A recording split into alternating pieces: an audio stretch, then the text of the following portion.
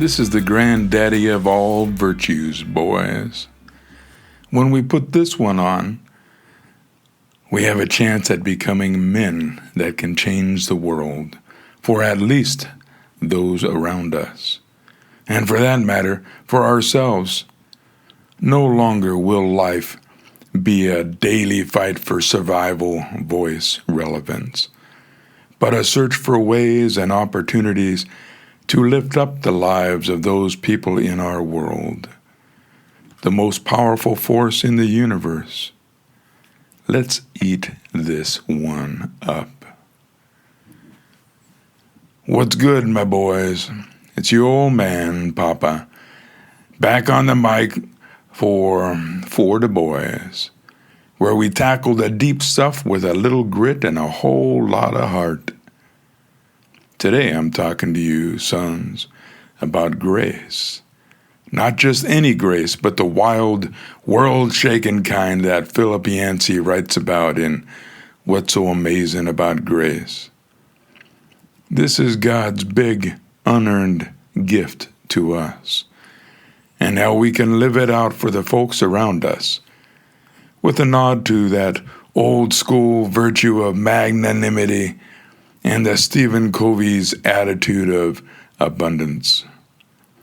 We're going to sort out grace from mercy and forgiveness, lean into Yancey's take on the radical power, and show how it's about being big-hearted, not playing small. So, grab a seat, maybe a cold one, and let Papa, strumming his busted guitar, break it down in 5 points with just enough rye to keep it real for my boys.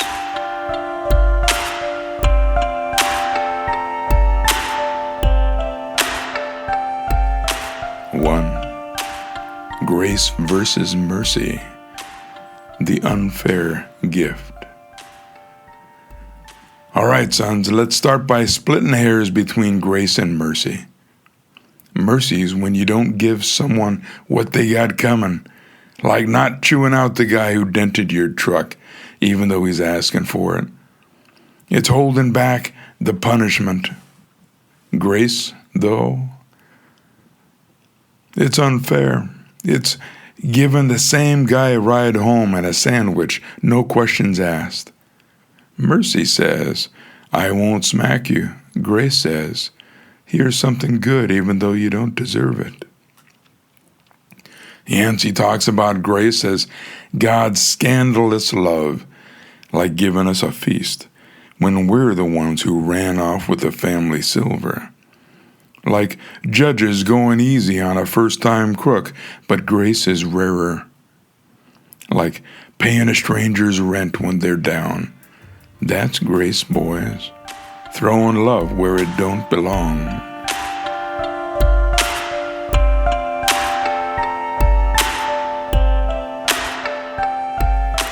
2. Grace versus forgiveness.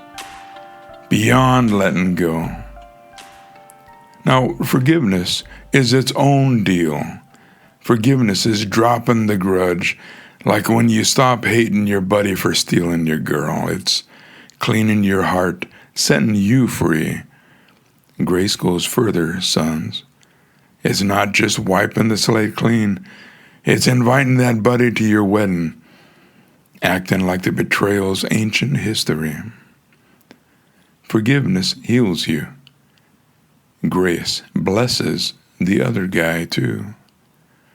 Like people forgiving family for old hurts, but grace is wilder.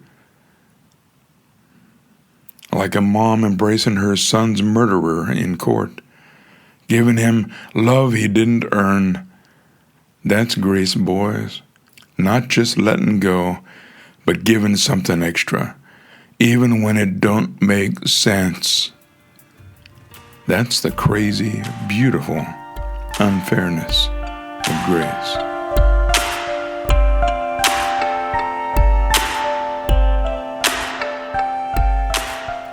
Grace and magnanimity. Here's where grace gets its muscle, sons. Grace is the opposite of the world's tit-for-tat game. It's living with a heart so big it don't keep score. That's magnanimity, the old school virtue of being big-souled like a warrior king who gives mercy to his enemies because he's too strong to hold a grudge. Grace is magnanimity in boots, giving kindness time or respect to folks who ain't earned it. Desmond Tutu, who showed grace to South Africa's oppressors, not because they deserved it, but because his heart was bigger than their hate. Folks helping rivals, feeding strangers, because grace don't care about the ledger. A magnanimous man gives because he's full, not because he's weak. That's living large, boys, gracefully.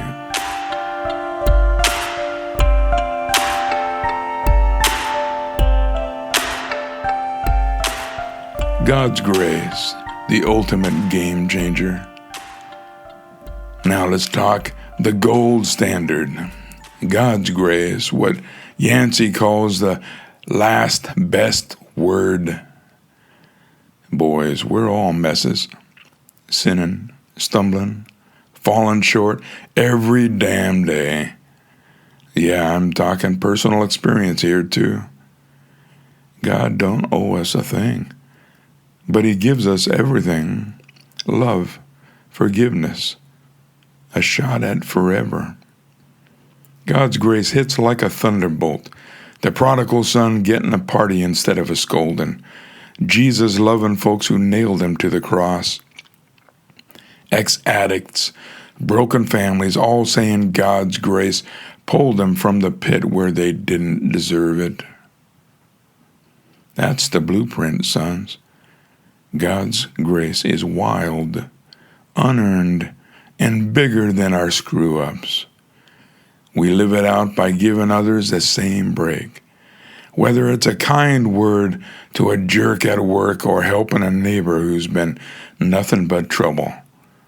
That's God's grace flowing through us, boys. Changing the world, one unfair act at a time.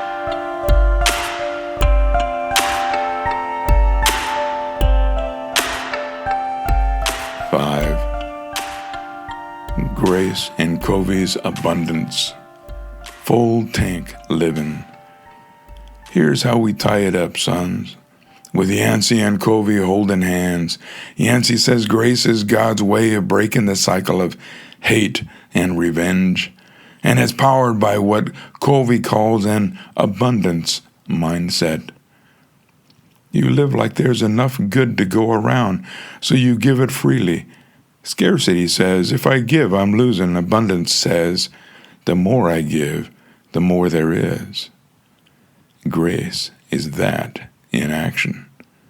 Handing out kindness, patience, and a second chance because you know God's got your tank full. Living this way. A doctor treating patients who can't pay. A teacher staying late for a kid who's failing because they believe there's plenty of love to spare. People sharing meals, mentoring kids, all because they're living from abundance, not fear. That's how we show grace, boys. With a magnanimous heart, trusting God's got enough for everybody. That's grace, sons. And it's how we live bigger than the world. Listen up, my boys, because this is for you. Grace ain't mercy, just holding back the punishment. And it ain't only forgiveness, wiping the slate clean. It's unfair gift, giving love, kindness, a fresh start to folks who don't deserve it, because that's what God does for us. It's tied to magnanimity, that big-souled way of living where you give because your heart's too full to do otherwise. God's grace, loving us despite our messes, is the ultimate example, and we live it out by giving others the same shot, breaking cycles of hate. It's the abundance mindset, believing there's enough good to go around. So, live grace, sons. Be kind to the rude, help the undeserving, not for applause, but because it's how you help to lift the world. Papa's strumming this busted guitar for you, because I want you living your best lives with hearts full of grace, living big in a small world.